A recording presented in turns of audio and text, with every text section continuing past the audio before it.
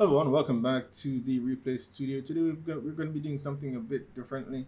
It's not often that I find myself, doing a full seasonal review of a series as opposed to the usual episodic reaction, right? But from time to time, I will find a series that I find so engaging that I will sit and binge watch it, and then I'll come here and give my thoughts. Not so much of the review as a discussion. I prefer to call it a discussion because I want to have that conversation with you all in the comments. And today that one series is Extracurricular. Now, while I often watch a lot of foreign content, I don't find myself drawn to Korean drama too often. A well earned I don't want to say stigma because that denotes something negative, but Korean dramas tend to lean towards the romantic side, which isn't particularly my thing. I'm sure there are a lot of people out there who love that, but it's not in my wheelhouse, so I don't find a lot of that too entertaining. But then there are, of course, the occasional, just phenomenal shows that blow my mind. Kingdom is one such series that is here on the channel that you guys know I absolutely love that show, and Extracurricular is definitely going to be very close to the top of being one of my favorites. And it's very odd because often we're as far as, let me not say Asian because I'm speaking mainly to those I've been exposed to a lot, so Japanese and Korean. They, aside from the fact that they lean a lot towards the romantic side of things, there's also the content that's presented. The story itself is usually, for one, the characters are a lot of time based in high school, something that I don't particularly love. When you're growing up, that's fine. I grew up watching a lot of anime, and that was great. But then when you become an adult, you're asking, where are all the adult stories? And that's something that you're actually you're looking for, you're waiting to happen, and yeah. So that initially when I saw it, that was a bit of a deterrent, but then I decided to give it a chance, and I do not regret it in the slightest. Often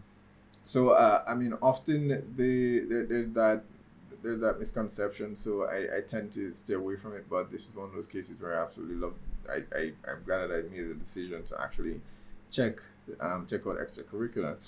Now, the story of Extracurricular itself takes place, follows this character Ji-Soo, who is a high school student, go figure, who has essentially been abandoned by his parents, and he must find a way to survive. Now, what he does to do this, he begins a process, and then with the creation of an app to create, essentially a security service for prostitutes in and around, the town that he actually lives in, and with that itself, it highlights one of the reasons why I wanted to check this out because, I mentioned where a lot of the typical content for a lot of the Japanese and Korean shows tend to go. It's usually a softball, in that even when it is for adults, the content itself isn't, it's not grounded enough. It's not realistic, and I can understand why. And as a matter of fact, I'm sure the only reason this series has done well is because it's actually a Netflix original, and odds are it doesn't feature on local Korean networks, because of the nature of the subject matter that's discussed in the show itself. As a matter of fact, even on Netflix, there's a warning at the beginning of every episode, which I'm sure was something they had to do for it to be available in that region. It definitely touches on some adult themes, which is again not the norm, but I'm glad that they stepped outside of their comfort zone to do something like this. So Ji-Soo develops this this system to provide a security service, and he uses that money to pay his way through school. And something else that I like about the character so far is his portrayal as a quote unquote genius. In typical mediums, and especially in Japanese and often in Korean as well, the characters who are supposed to be geniuses. And I'll get to why I say this is a bit different later on as when I speak about Ji-Soo, but I don't often feel as though the character is very relatable. While they're that, you're told that they're a genius, but you don't see why they are often, or you're just told from the beginning that they are without them actually doing the work to prove or to show that. But nonetheless, he puts together this system to help him, and with one goal in mind, which is essentially to live a normal life. He's not someone who's looking for an extravagant lifestyle. He just wants to live a normal life. So he's been abandoned by his parents, so he uses the money to pay for school, to pay his rent, for food, and all with that one goal in mind, that I want to live a normal life, just go to work every day, go home, work home, and that's it. Yeah, he faces several obstacles in the midst of that, and it's a roller coaster. It's a roller coaster ride from that point onwards. Oh, and one of the other reasons I didn't, particularly react episodically to this is because of the pacing. That's not to say the pacing is bad, but I didn't feel as though this series lends itself well to to a reaction, because it's very dialogue heavy, and not a lot of viewers have the attention span to just sit and watch that, unless they really find the story engaging, so it didn't lend itself well to that. So that's one of the other reasons as well. But while it's dialogue focused, man, is the dialogue good and the character is good, and once you get to the midway, the middle of the series, it ramps up from there and it just keeps going. So it's actually quite fantastic. As I mentioned, the protagonist Ji-Soo at the very beginning, I have a very complicated relationship with Ji-Soo, and I remember watching a video and I saw someone draw a comparison, and while I don't agree with the comparison, because I think it's too soon, but nonetheless they compared the character to Walter White. I imagine they were saying that in terms of his transformation from beginning to end. Now, the reason why I don't particularly agree with the comparison is because Breaking Bad had 5 seasons, if I remember correctly, to develop that character, and this is just the very first season, so it's too soon to make that comparison.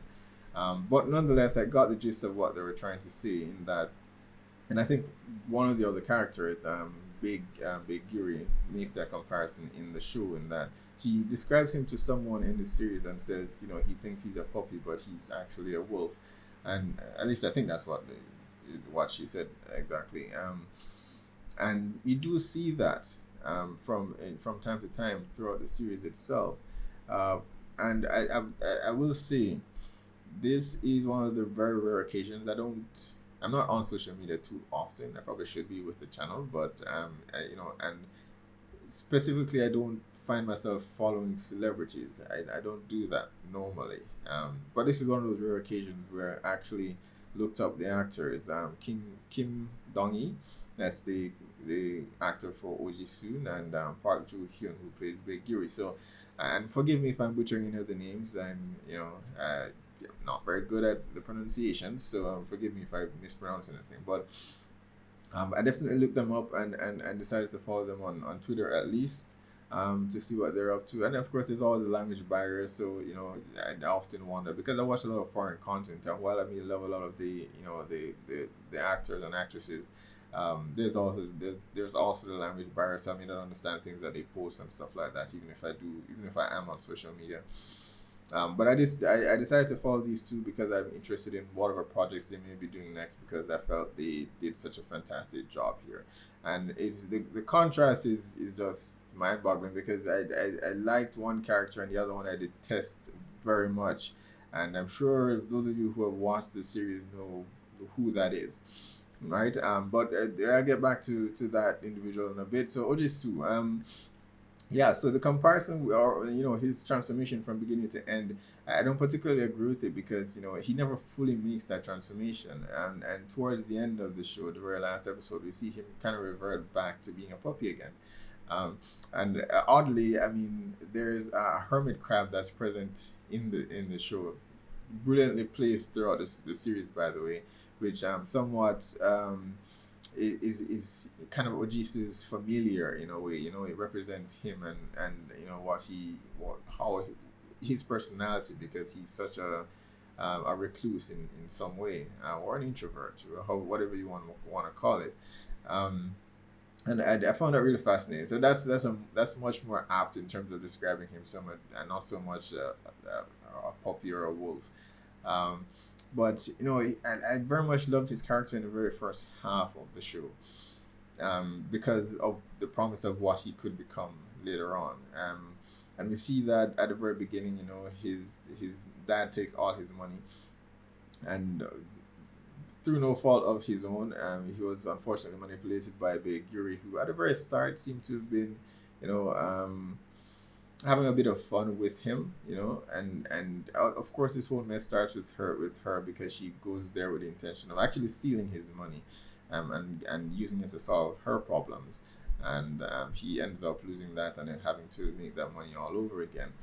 So her Ojisu is definitely intrigues me, but I feel as though at the end of the series he falls just short of becoming that character that we see. You see every now and then on screen. In particular scenarios you'll see him come out, but then he like the hermit crab, he goes back into his shell by the end. I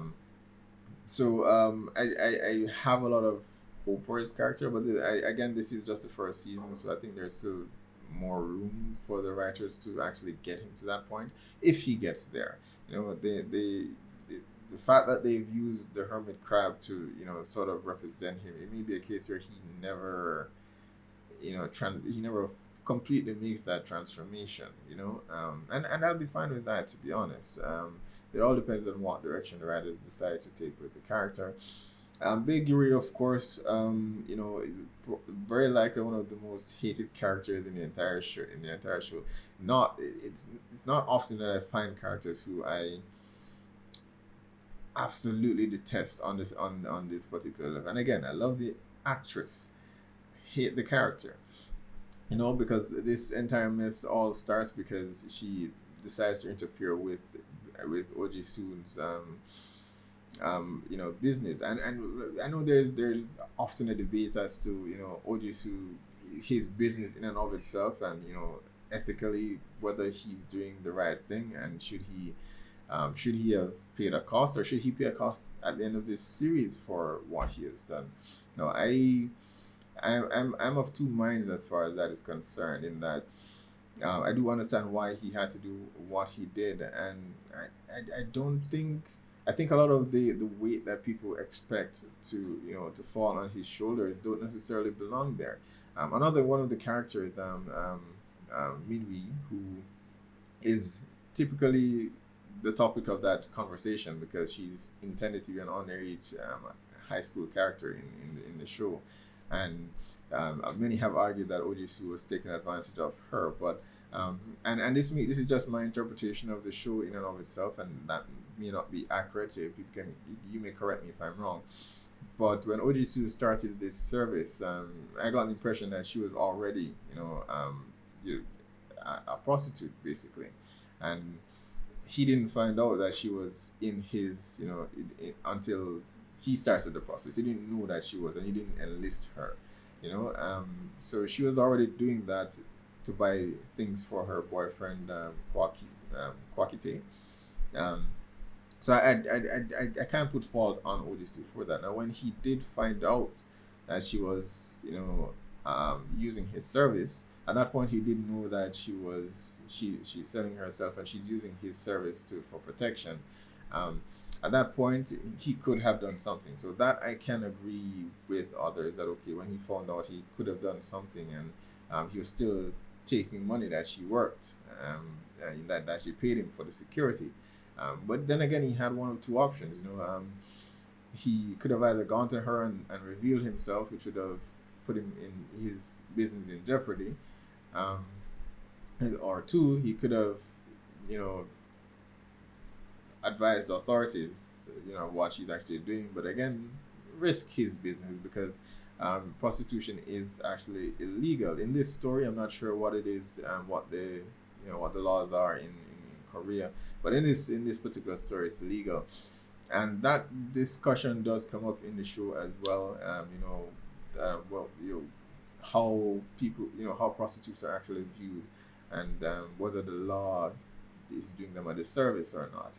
The club that Ji-Soo and Gyu-Ri joined a club with their teacher, Mr. Joe, an after school club that discusses things like that, and that's one of the subjects that came up, and that was beautifully written, by the way, as well. So while he was involved in the business itself, he was taking part in the conversation, and he made some highlighted some valid arguments, and I think from both sides, from Big Gyu-Ri's side as well, and Mr. Joe as well, in terms of how people perceive prostitutes. And I think that conversation is a very old one. Prostitution is one of the oldest, the oldest jobs there is, and at this point in time, I think it's one of those situations where it's going to happen, and you can either pretend it's not, it doesn't happen and enact these laws to keep it that way, or you can make it legal, and ensure that the people involved are safe. And I think while a lot of people made the argument that if you do make it legal, then human trafficking and slavery and all of that will become a bit more prominent, but I don't think that's the case. I think it's quite the opposite. It would give a lot of these women the power to actually do this themselves if they so feel fit to do it. It's not to encourage anyone to do that, but if they feel empowered in themselves to do that, then they can do it on their own without having to rely on what people call a pimp or a middleman to actually get that done for them, because he provides the protection and they can avoid some of the risk and all of that. So I think if you go the way of making that illegal, you would eliminate a lot of human trafficking and all of that. It will still happen, but it is happening now. And I think when you make it illegal, you give people the power to identify those individuals, because they're not relying on those individuals who are engaged in the illegal aspect of it. So that is a bigger conversation, and one that I'm glad that they raised in the show itself. And I wouldn't say we got a conclusion as far as where the characters stand by the end of the show, but that conversation will definitely continue into the second season, if we get one, and I'm hoping that we do. I'm not sure if it has been greenlit yet or not, but I hope it does, because it's a fantastic series. Now, but Gyu-Ri is all aside from all that I've mentioned, and my dislike for the character, she does have a past, and this we were introduced throughout the series. We were introduced to her mother, the man that was there with them at the house at the very beginning when we met Big Gyu-Ri. I'm not sure if he's their dad.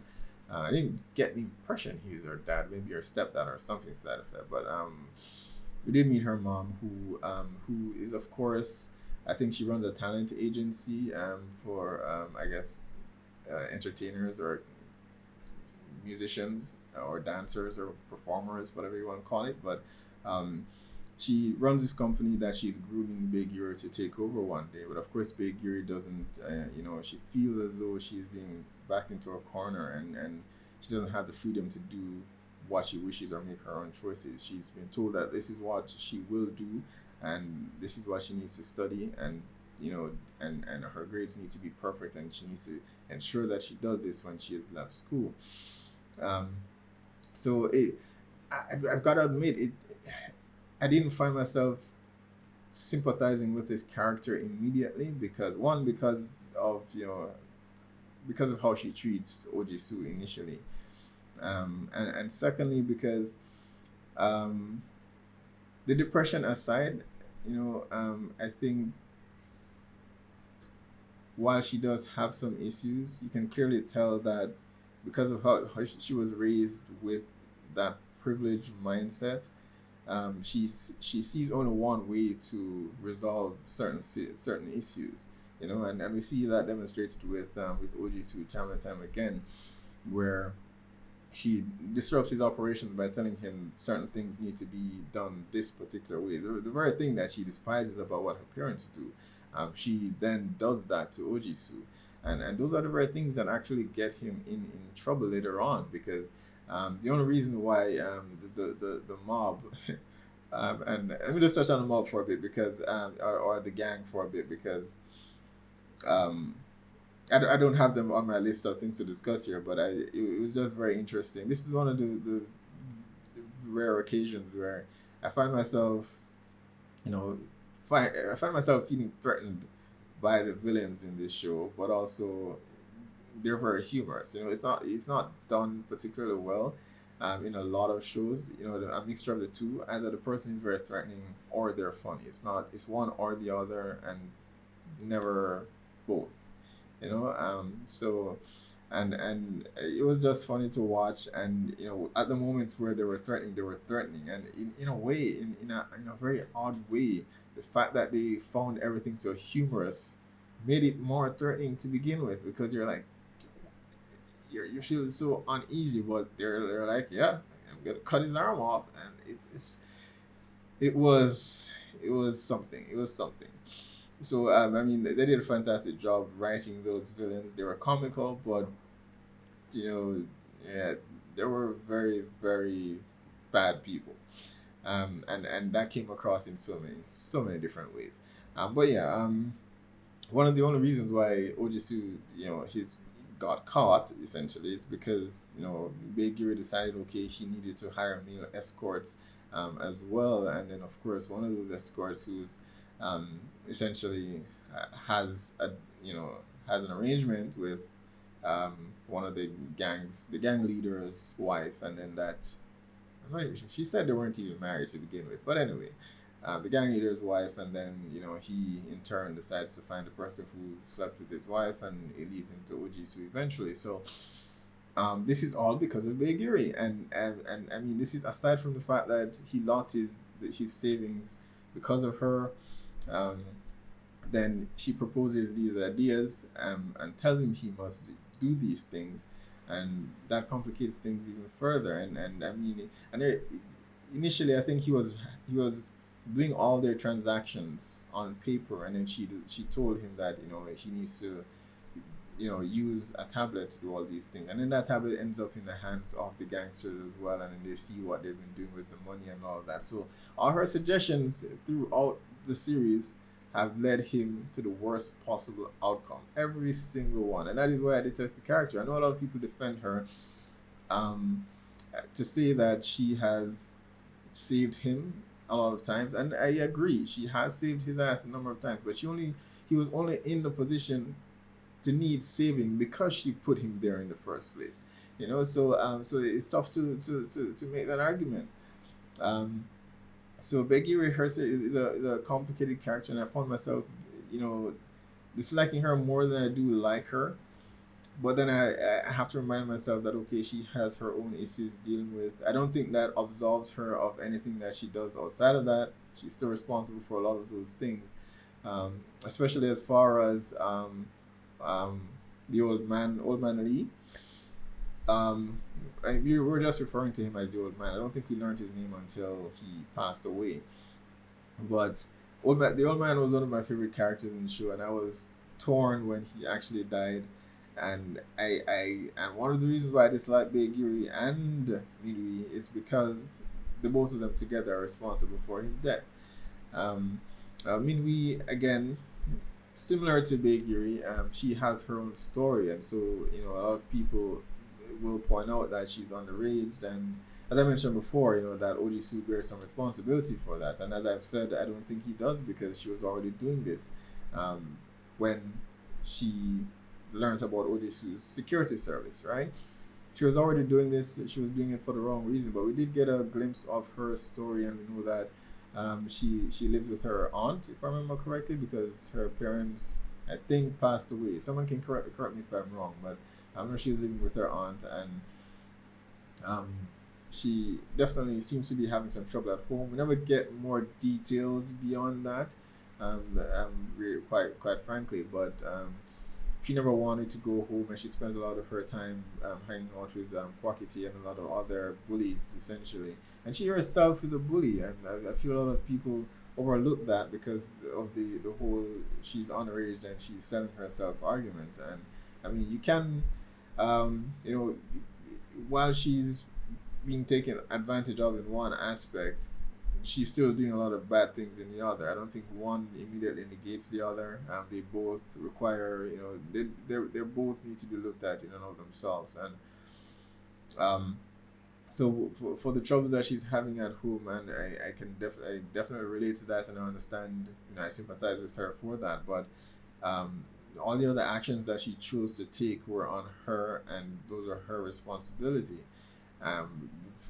Most of all, her selling herself so that she could buy nice things for her boyfriend is just, I mean, why would you do that? Why would you do that? And it's an interesting relationship or dynamic that all these couples in the series actually has between Kwakiti and Min-Hee, because he treats her pretty terribly. He just takes her money, and you know, and that's an interesting conversation in itself. I've seen people have, and a lot of people on the defensive side will say, okay, I mean, normally on the flip side, guys are giving women a lot of money, not necessarily selling themselves to do it, but you know, so they give them money, so why can't she be doing the same? I mean, it's completely different because one, she's underage, and two, she's selling herself to do it. But I mean, there's an interesting dynamic because while he's taking advantage of her, you know, for his extravagant outings and lifestyle, he doesn't care where the money's coming from. I'm pretty sure he knows she's not wealthy because of where she lives and who she lives with. He never cared to ask where the money was coming from. But at the same time, he seemed very upset by the fact that, you know, she was being taken advantage of. So he simultaneously cares about her, but he's also an asshole. So there's that interesting dynamic between all the couples here. I mean, I think Min-Hee broke up with him towards the end, or she refused to get back together with him at the end. But I mean, regardless of that, he still went out to find out who Uncle was, and then he confronted Ji-Soo at the very end, and you know, proceeded to knife him because of what he did to her. Even though he indirectly did that to her himself, because Ki-Tae bears some responsibility. I mean, he knew she had to have been getting the money from somewhere. Now, someone told him a story at one point that I think it was Gyu-Ri, when they were trying to hide the fact that she was selling herself. He said, I believe she told him that she stole some jewelry from some store or something to that effect, and that's where she got some of the money from. But even with that, it's not as bad as prostitution, but she was still stealing. Even with that, he didn't say, do not steal for me, you know, we're good. He didn't say any of that. So he was still comfortable in the fact that she was doing bad things, you know, to service his extravagant lifestyle. He just took issue with the prostitution aspect of it, you know. So again, the dynamic between the two, and then there's Ji-Soo and Gyu-Ri, who technically aren't really a couple per se because they were never officially together. My consensus on that as to, you know, their relationship and whether they should be a couple is no. It is a resounding no. I like how subtle it is throughout the season, and that's odd for me because oftentimes I do not, as I mentioned at the very beginning, I don't particularly love romantic, you know, I love when shows focus too much on the romantic element of it. But in this particular instance, I liked how they did it because, you know, neither of the two, you know, felt the other was someone they'd actually be interested in. And usually I'd be like, well, I don't want this to be dragged out, and I still don't want it to be dragged out for several seasons. If they don't do something with that, or, you know, close that argument within the second season, I'm probably going to be a bit irritated because I don't like when romances are drawn out for several seasons. So I mean, no one's saying that okay, they need to do something adult, or, you know, no. But Ki-Tae and Min-Hee are established as a couple, so let that be done for if they're still together or both still alive in season 2. Ji-Soo and Gyu-Ri can do the same thing. So I'd prefer the relationship, the whole romancing isn't drawn out for several seasons. I liked how it was done this season, but 2 or more seasons would be too many. I mean, their relationship again is also a bit different as well, because one, they don't see each other as someone that they would actually like, and two, you feel as though Gyu-Ri sees Ji-Soo as nothing but a toy. And of course this is debatable, because she has on numerous occasions put herself at risk to actually save him. But I feel as though it's a very toxic relationship between the two, and Ji-Soo himself has actually said it, that this happened because they are together, and it will continue to happen if they remain together. I think in large part that has a lot to do with her, though, and not so much him. He was quite fine by himself before she came into the picture. But she's still, as I mentioned before, she's still approaching everything in a way that her parents taught her as a business, and that is really the problem. So I mean, the old man was one of my favorite characters, the old man Lee, and I hold those two, Gyu-Ri and Min-Hee, responsible for his death. Min-Hee more so than Gyu-Ri, and that brings me towards something that happened at the end, because towards the end there she was blaming the old man's death on Ji-Soo. So I mean the conclusion of this season is where things took us a bit of a step back from me, because one, we saw Ji-Soo revert back to being a puppy, and I guess in bursts, because while he was being a puppy at the very beginning, he did take his stand and try to get the phone from her. Accidentally, she fell down the steps, and now he's in problems again. But she was blaming him for Mr. Lee's death, taking no responsibility for any of her actions. At the hotel, the very first meeting that Ji-Soo had with Gyu-Ri, and he wasn't offering his security service that day. She was told that the customer had been blacklisted, and because she wanted money to buy something nice for her boyfriend, she decided to go and service this customer again, knowing that he was on the blacklist and knowing that the security service wasn't available at the time. And she went to a traumatic experience. There's no arguing that, but she should not have been there. And she took no responsibility for that. And I mean, while she was traumatized, Mr. Lee came to her and he told her that she doesn't want to do this anymore, because he recognized the trauma, because he's a war vet, an army veteran, and he's been through it, and he recognizes it. And so he says to her that you don't want to do this anymore, and she keeps pressing and she keeps pressing and she keeps pressing, and then the fateful night she takes Ji-Soo to go to the old man and demand that she gets compensation for whatever reason. Why was she asking for compensation? She got whatever money she worked for. The only thing she does is give them a fee for providing her security. So what compensation is she asking for? So she took no responsibility for anything that actually happened, despite the fact that her being there that night is what led to the old man being injured and hospitalized, and then later on killed. So I don't know. The old man's death, I don't know if I can forgive her for that. I don't know if I can forgive Gyu-Ri for messing everything up. But on that note as well, I think a lot of that falls on Ji-Soo. One of my other favorite characters in the show was actually their teacher, Mr. Jo. And I'm wondering towards the end, and just to go back to the conclusion of a bit, or to speak on the conclusion, in the staircase at the very end, a lot of people were speculating as to what happened towards the end. Did someone come to save them? I've seen many suggest that it may have been his dad, um, and I don't know. I don't see that happening. His father appears for a brief moment early in the first half of the series, and all from what we can tell, the only thing he would only do something if he stands to benefit from it, and he stands to gain nothing from saving Ojisu here. So I lean more towards the camp of Mr. Joe being the one who maybe perhaps came to help them.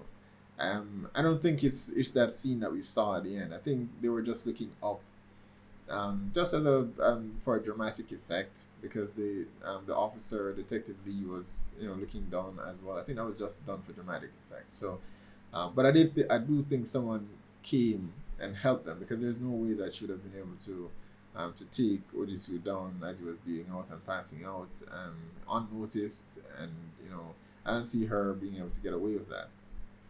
So I would more lean towards Mr. Joe being the one to come and help them. But then, of course, then there is Mr. Joe was with Min-Hee at the time. But I don't think these two are, I don't think everything happened simultaneously. So Mr. Joe could have been with Min-Hee initially, but some time passed because Ojisu had to leave there, clean himself up, go back to his apartment, pack and all of that, and get ready to leave. And then the whole scenario happened with Kwakiti, and he got injured. So I think there is time for Mr. Joe to say, okay, especially considering what happened to Min-Hee before, and it happened when she was with Ojisu. I can see him saying, okay, Min-Hee is injured now, I need to find Ojisu, because last time Ojisu disappeared when the situation happened with her. So I think he could have just left the hospital and gone to Ojisu's apartment and maybe found them and helped them. As to whether he would, or what would he, or why would he do that? I mean, he's had so many conversations with Ojisu. I really see him as Ojisu's dad, in a way. And he asked him a question at one point if he's ever found himself in a particular situation. I forget the conversation exactly, but Mr. Joe said he did. He was essentially drowning, and someone helped him. I think he was alluding to maybe his wife or something to that effect, and maybe saying Gyu-Ri could fill that role. I hope not. I'm sorry, but I will say this: if you meet a girl like Gyu-Ri, run away, run away, run away. But I know I'm being harsh on her, as many have said. In the moments where she shows that she legitimately cares for Ojisu, I believe it. I think they have unbelievable chemistry, and I think that's great. But you can't have good chemistry with someone, but their decisions are for the worse.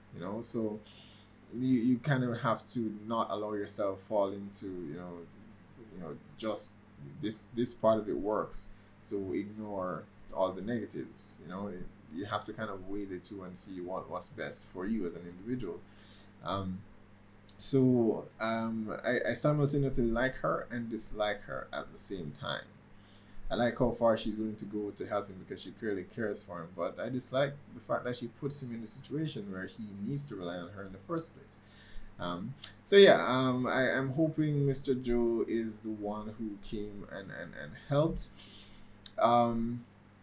Detective Lee, just to speak to, she's one of the other characters that, wouldn't say my favorite really, but I liked her drive to do the right thing. And one of the things that I appreciate about the show is that, Ojisu is doing something that is clearly illegal, but we're rooting for him to succeed and for Detective Lee to not catch him, even though she's doing the right thing. So the show forces you to question your choices and your decisions as far as these characters go. She was consistently trying to do the right thing throughout the show, and I am one of those persons who wanted her to fail, because I didn't want Ojisu to actually get caught. And again, it falls back into the conversation as to whether prostitution should be illegal. But at the same time, she was investigating, a minor being involved in prostitution, and that's a bigger conversation. And of course, we all agree with her there. So I don't know, as far as predictions go for the next season. I mean, as I said before, I'm hoping that Mr. Joe is the one that saved them. I'm not sure what will happen to Ji-Soo and Gyu-Ri now. I mean, she was on her way. I think Australia was where she said she was going to go, and Ji-Soo sent her a message and she dropped everything and came to rescue him, which that was great. Still don't like her. And she came to help Ji-Soo, and I don't see, with his condition, I don't see a way for him to still go with her. He will have to get medical attention first, and depending on how far the investigation is for Detective Lee, he may not be able to, they may be on a lookout for him. He may not be able to leave the island. So so he may not be able to leave the country. So it's a tricky situation he's found himself in, and I'm hoping he gets out of it. I'm hoping he gets out of it. I hope Mr. Joe finds him, and I don't see a way where he can continue his business. So season 2 will have to be significantly different from season 1. If you're not new to the channel, then you know I do not want the show. I don't love when shows go beyond where the writers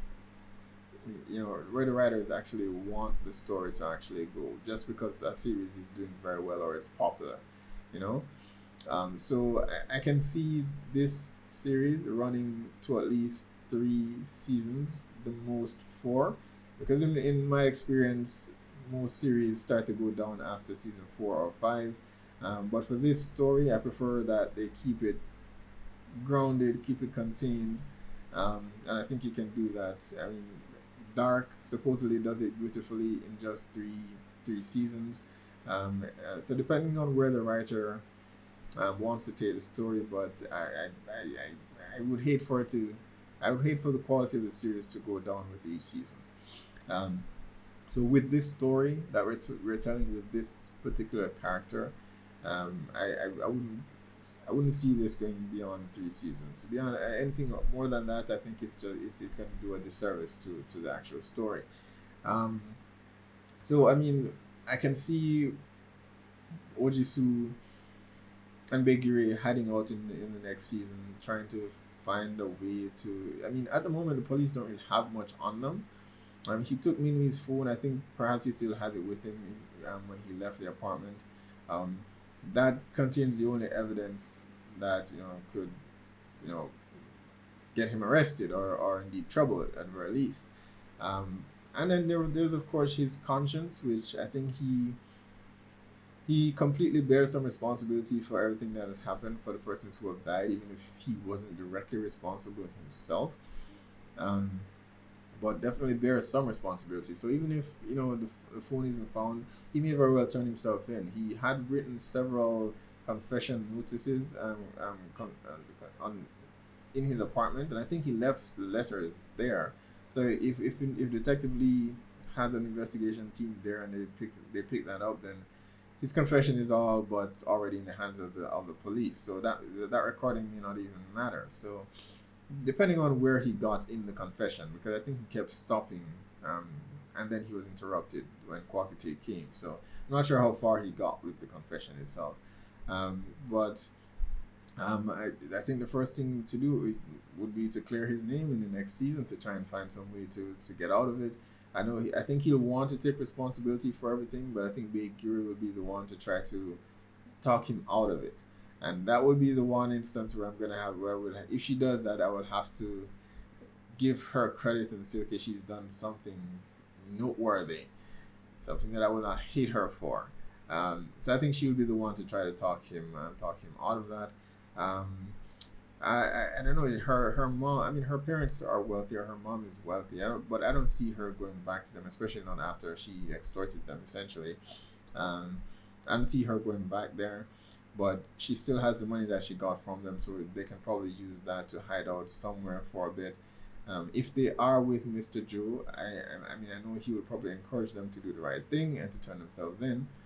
But At the end of the day, I don't see a happy ending on the horizon for Ji-Soo, which would be disappointing. I mean, I wouldn't be surprised. I would expect it, but I would be disappointed if that is the case.